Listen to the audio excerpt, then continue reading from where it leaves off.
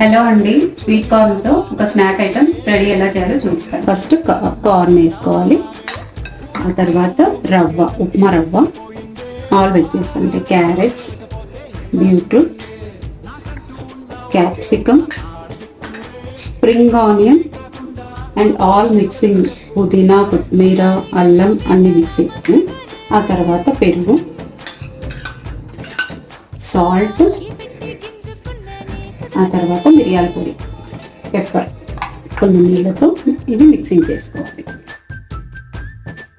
Olive oil వేసుకోవాలి. 1 spoon మనం కలుపుకున్న బ్యాటర్ ఉంది కదా, అది వేసుకోవాలి.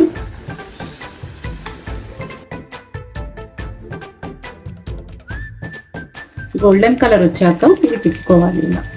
ఇలా ఉంటుంది. ఫినిష్ అండి. పొంగనాలు చూడండి ఎంత బాగా వచ్చాయి. నైస్ అండి.